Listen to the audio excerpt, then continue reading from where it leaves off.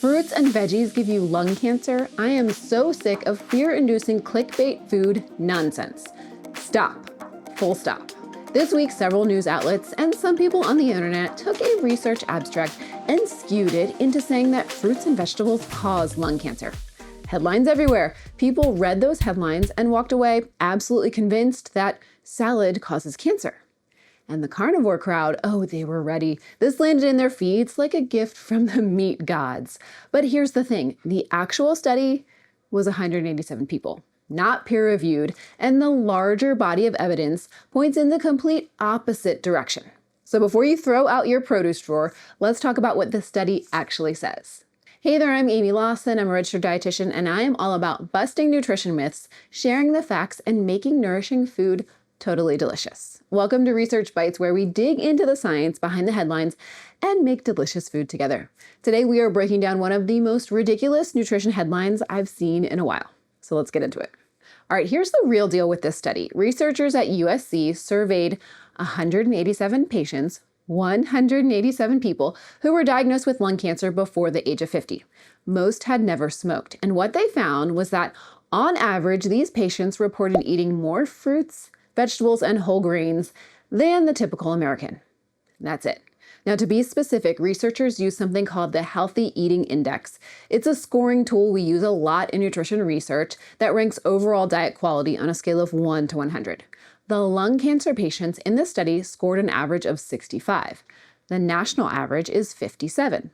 They also ate more daily servings of fruits, vegetables, and whole grains than the typical American, 4.3 servings of dark leafy vegetables and legumes compared to the national average of 3.6. So yes, these patients ate better than average, and that is genuinely interesting to researchers. But here's what it does not mean. It does not mean that the vegetables did it.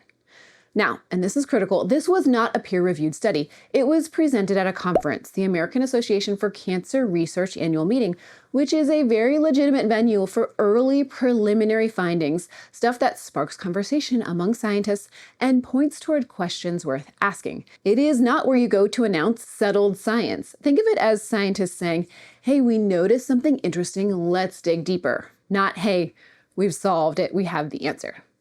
Plus, this was a cross-sectional study, which means researchers looked at one snapshot in time. They found a group of sick people, looked backwards at their diets, and noticed a pattern.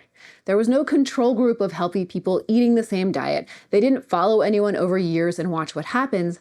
They asked sick people what they ate. And that design can tell you two things showed up together. It cannot tell you that one caused the other. And here's another thing these headlines conveniently left out. They didn't test anyone's blood or food for pesticides. The working hypothesis, the thing researchers think might explain the pattern, involves pesticide residue on conventionally grown produce. That's a legitimate thing to investigate, but they didn't measure it. They estimated it based on general data about residue levels in different food categories. That is a starting point for a future study, not a conclusion. And hey, before we dive deeper into the science, here's your reminder to hit that subscribe button so you never miss me busting a nutrition myth. Thank you so much for every subscribe, every like, and share. It means the world to my channel, and I am so glad you are here. Okay, now let's talk about what the actual evidence says. Because while this conference presentation involved 187 people and no peer review, there is published peer-reviewed systematic reviews in oncology journals, one of the most respected oncology journals in the world, that pulled together data from dozens of studies covering over 1.8 million people, 1.8 million. And what did it find? That higher fruit and vegetable consumption was linked with a reduced risk of lung cancer. And there's also a 2024 meta-analysis of 41 studies peer-reviewed that found the exact same thing. More fruits and vegetables lower lung cancer risk. Consistently. So on one side of the scale, we have 187 patients, a conference presentation, no peer review, no pesticide measurements, no control group.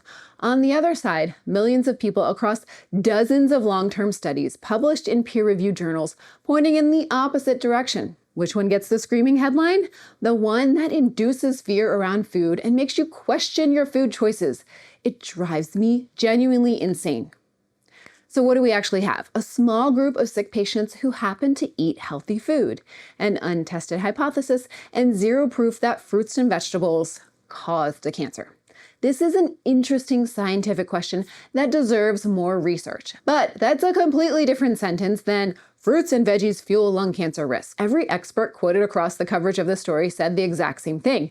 Do not stop eating fruits and vegetables. But if you just read the headline, you would absolutely miss that context.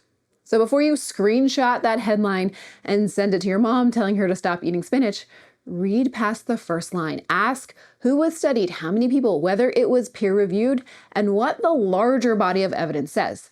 Or send it to me and I will dive into all the research and share the facts with you. In terms of fruits, veggies, and lung cancer, this was 187 people, conference presentation, no control group, no pesticide measurements, correlation, not causation, versus millions of people, peer-reviewed, decades of data, pointing into the direction that fruits and veggies are protective for your health. So eat your vegetables, wash them well, and unfollow whatever account sent you that headline in the first place. And hey, stay tuned. There are some really exciting things happening behind the scenes right now, and I cannot wait to share them with you soon. But for now, if you want to bust another popular nutrition myth, check out my video on lemon water and weight loss right here, and I will see you over there. Until then, eat well, be well, thrive.